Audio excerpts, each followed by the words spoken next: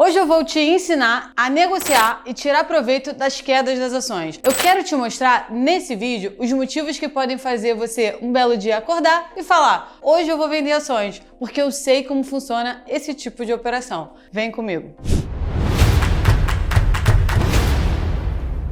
O que me fez criar esse vídeo foram duas coisas. Primeiro, uma conversa entre amigos onde um deles falou que ganhou dinheiro na bolsa comprando uma ação a R$20 e vendendo a R$25. E aí eu me dei conta que o contrário não se ouve muito por aí. Você já ouviu alguém comentar que ganhou dinheiro na bolsa vendendo uma ação a R$25 e comprando ela a R$20? E o segundo é uma pergunta que me fazem muito na mesa de operações, que é como eu vou vender uma ação que eu não tenho em carteira? Olha, não era essa a pergunta que você ia me fazer agora? Pois é, esse conteúdo não se trata de algo convencional. Foge da visão padrão que a maioria das pessoas tem de lucrar com a alta das ações. Porque o inverso, ele também acontece. Você também pode acreditar na queda de uma ação. Vender ações te abre um leque enorme de possibilidades. Não é somente apostar na queda de uma ação sozinha. Você pode, inclusive, fazer a famosa estratégia de long e short e neutralizar a sua própria exposição em bolsa. Se, por exemplo, você gosta muito das ações da Cyrela e acredita que ela vai performar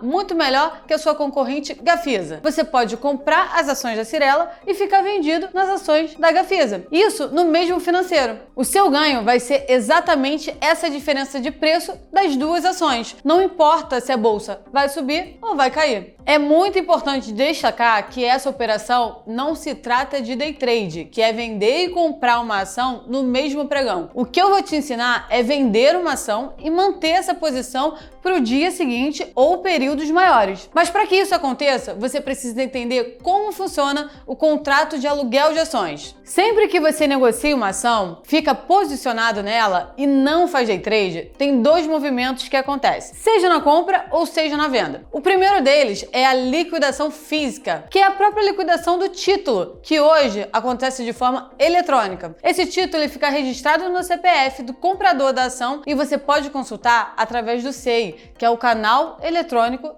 do investidor. O segundo deles é a liquidação financeira. No dia que você compra uma ação, não é o mesmo dia que você paga por ela de fato. A corretora, ela retém esse valor na sua conta e somente no D+2, no segundo dia útil da sua compra, que esse valor é debitado da sua conta corrente na corretora. O mesmo acontece com o vendedor. Ele visualiza esse saldo projetado, mas ele só consegue resgatar no segundo dia útil após a sua venda. Esse fluxo financeiro ocorre na parte da manhã e essa troca de custódia na parte da tarde. A bolsa, ela que fica encarregada de fazer esse controle. Após receber o financeiro da compra pelo comprador, ela executa essa transferência de titularidade da ação entre o vendedor e o comprador. Agora que você já entendeu o que é uma liquidação física e uma liquidação financeira, vai ficar claro o raciocínio de como vender uma ação sem ter essa ação na sua carteira. Para que você possa entender fácil como funcionam os contratos de aluguéis de ações, eu vou fazer uma analogia com imóveis. Imagina que você comprou um imóvel, pois acredita na valorização desse imóvel.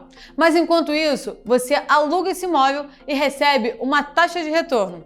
O mesmo você pode fazer no mercado de ações. Você pode disponibilizar a sua ação no mercado e, em troca, receber uma taxa de retorno. E ainda, você pode manter todos os direitos sobre essas ações. Você só perde o direito a voto na Assembleia, mas continua sendo dono dessa ação. Portanto, você recebe todos os proventos pagos pela empresa. A nomenclatura que utilizamos no mercado é a seguinte: chamamos o proprietário da ação de doador, que na nossa analogia é o proprietário do imóvel, e o vendedor da ação a gente chama de tomador, que na nossa analogia vai ser o inquilino desse imóvel. Se por um lado existe a oferta do doador de doar essas ações, existe também a demanda do investidor que deseja alugar essas ações. Dentro da analogia que eu fiz, o proprietário do imóvel ele aluga o ativo e recebe uma taxa por isso. A gente chama essa taxa de aluguel. Agora, trazendo isso para o mercado de ações, esse aluguel ou essa taxa também vai ser pago ao dono da ação, que no caso, quem vai pagar é o tomador, que na nossa analogia vai ser o inquilino.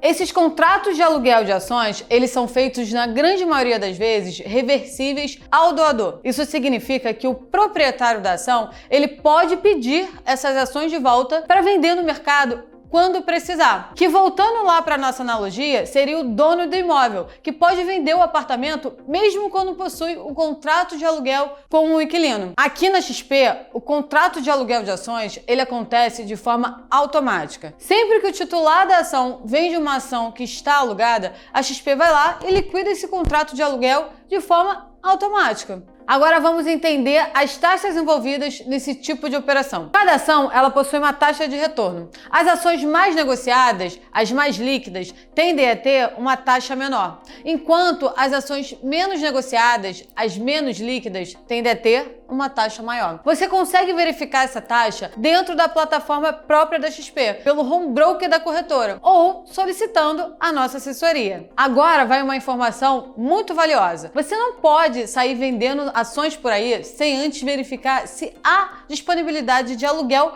para essa ação no mercado. Pois se você vende uma ação que não tem aluguel disponível, é uma novela de multas diárias cobradas pela bolsa. Elas podem chegar até 10% sobre o financeiro da sua venda.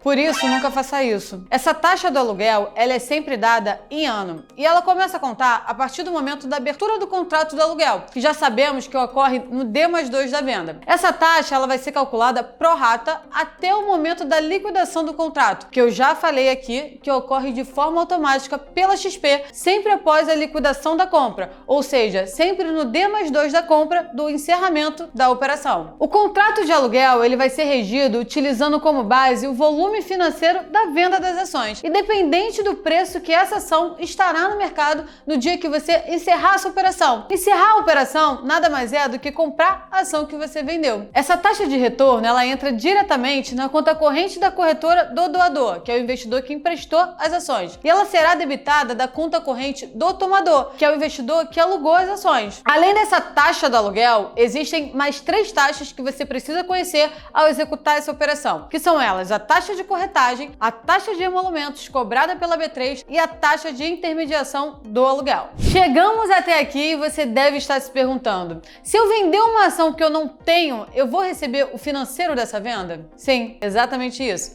Mas tem um porém. Como você deve uma quantia de ações no mercado, a bolsa precisa ter a certeza que em algum momento você vai comprar essas ações de volta. Por isso, ela vai reter uma garantia na sua conta, que será exatamente o volume financeiro da venda dessas ações, mais o intervalo de margem. Além do volume da venda, cada ação negociada em bolsa possui variações distintas e, por isso, a bolsa calcula um valor percentual de estresse máximo que cada ação pode ter em um determinado dia. E esse percentual varia de 15% a 30% dentre as ações do índice Bovespa. Essa gordura a gente chama de margem, que também é o valor que a bolsa debita do tomador, ou seja, quem aluga as ações, que vai servir como uma proteção contra grandes variações que essa ação pode sofrer contra a sua venda.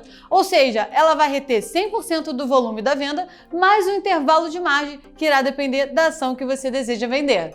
Esse intervalo de margem, ele é divulgado diariamente pela B3 e em qualquer momento pode sofrer alterações sem nenhuma comunicação prévia. Por isso, fique atento às suas garantias. Quando você vende uma ação, o seu risco ele é bem diferente. E aqui eu vou te dar uma notícia boa e uma ruim. A ruim é que quando você compra, o máximo que pode acontecer é a ação ir a zero e você perder 100% do seu capital. Já na venda, o seu risco ele é ilimitado, pois a ação ela pode subir de forma infinita. Dentro desse conceito e por ser uma operação garantida pela B3, além do intervalo de margem que eu citei aqui, a bolsa também vai debitar de forma online do tomador, sempre de quem alugou as ações, qualquer prejuízo causado pela alta da ação, o que chamamos no mercado de marcação a mercado. Agora, vai a boa notícia, é que você pode ter uma assessoria gratuita que vai estar ao seu lado para te alertar sobre os riscos de cada operação envolvida no mercado financeiro. Daí agora,